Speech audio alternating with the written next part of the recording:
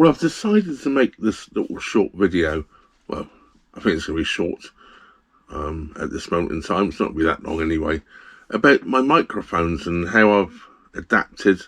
I know I've had complaints about sound quality on some of my videos, which I can quite understand. I've been struggling to get what I consider a decent sound all of the time. I'm actually recording this with my old GoPro at the moment, because here's my new one, and I want to go through how I got to this stage with this microphone and how I think this has improved things. So let's go through that, and please comment below and let me know what you think, because obviously I can't change things if I don't know they're wrong. Now, one of the things I will tell you up front, it's been a long transition period because these things don't come cheap, okay? I've spent quite a lot of money this year alone on a new camera, new microphones and other things. And people say, oh, well, you run a YouTube channel, you must be making loads of money. No, I do not.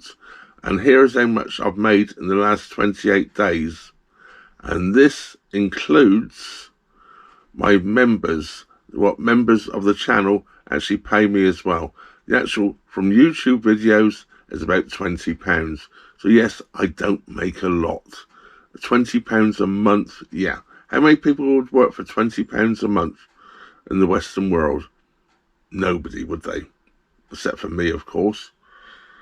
Anyway, let's go through the procedure and I'll show you where we started from, what, 4 years ago or so, 5 years ago, and where we are today. Well, I was intending to film this outside, but it's raining, so I'm doing it inside, and this is where we started from all those years ago using my first GoPro. This is my first GoPro, which is the GoPro 8 Black. You can see, very basic GoPro, no microphones or anything like that, and nowhere to plug one into on this model. So I was just relying on the sound.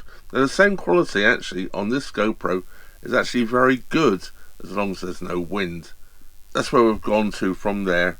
I've just got it sitting on this little stand at the moment, on top of my laptop.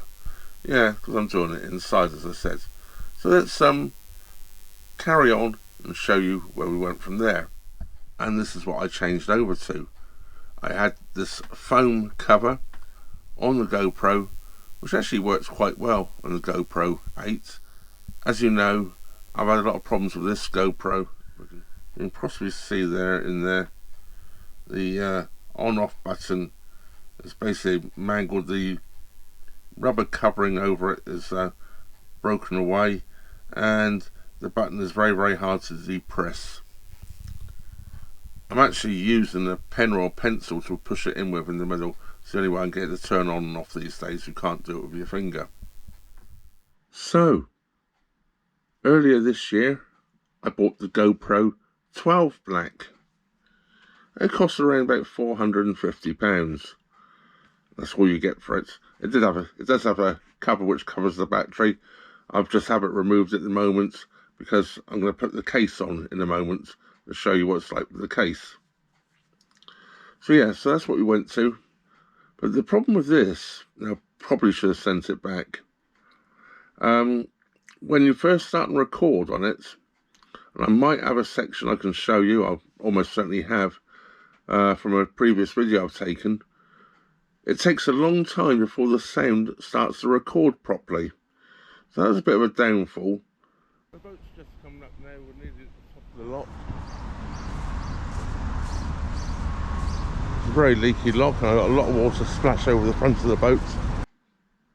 But I very quickly then bought the case for it, which I'll show you right now. So this is the case I'm just putting the camera into right now.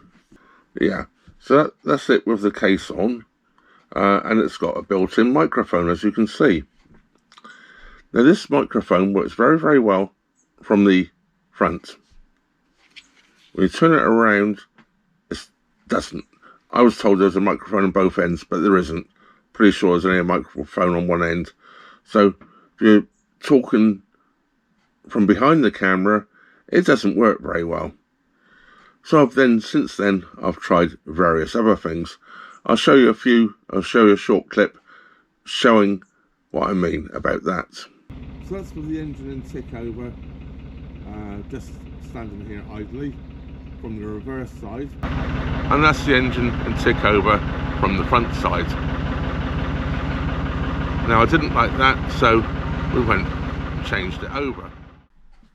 So from this, I then bought this. This cost me about £29 for a couple of Lapel Lavalier microphones. Now these work very, very well for cutting out all the background noise. I'm not 100% like the sound quality that much, but they work. But I don't like the way it cuts out all the background noise. And I've got a little clip here, I'll show you about that. It's Lapel microphones. What you find is that you lose an awful lot of the sound in the engine, which is great. You get no background noise. You still get this working quite okay. This one works by, you go to the media case here, push your receiver in like so, clip your microphone onto you, and yeah, that's basically all you do. So it works, and it has a great range as well. I could put this camera on top of the boat filming, and I could walk 100 yards away or 100 meters away, because I think it's got a range of 110 meters, it says. So yeah, that's quite good for that, if you want to film at distance and still talk to the camera. And it has its use for that, definitely. But it cuts out all background noise, which I don't like. So anyway, I decided I didn't like that. So I went and bought this. This is a double-ended microphone, front and back, and there's a couple of little levers on there. You can change it to being front and back or both, so that's quite useful. So I was using this for a while, which is actually, it works pretty darn good, don't get me wrong, I like it. The only problem is it's been very windy just lately, and I found that this did not work very well in the wind, and you've still rather loud engine noise, and that just clips onto, you can either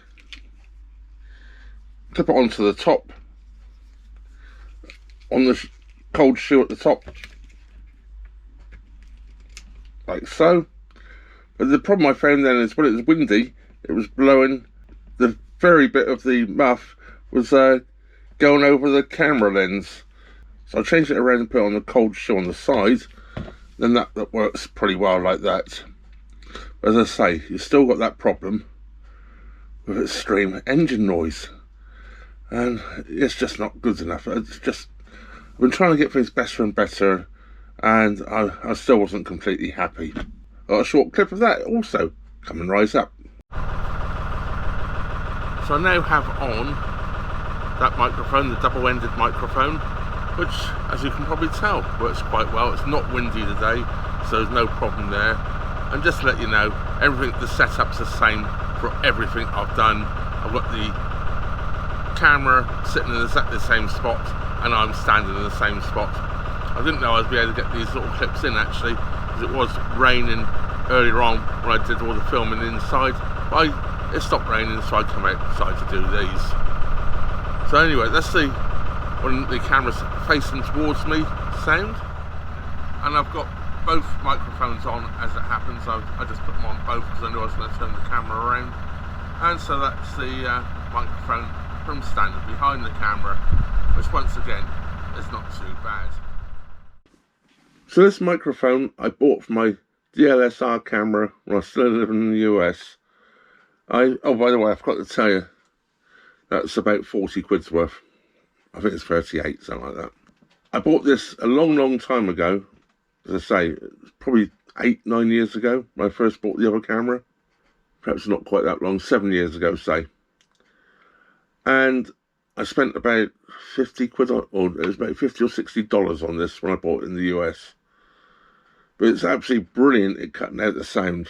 So this, I've now realised, if I mount it onto my GoPro, and I mount it, get it on there like so, plugs in the same as they all do in the back here.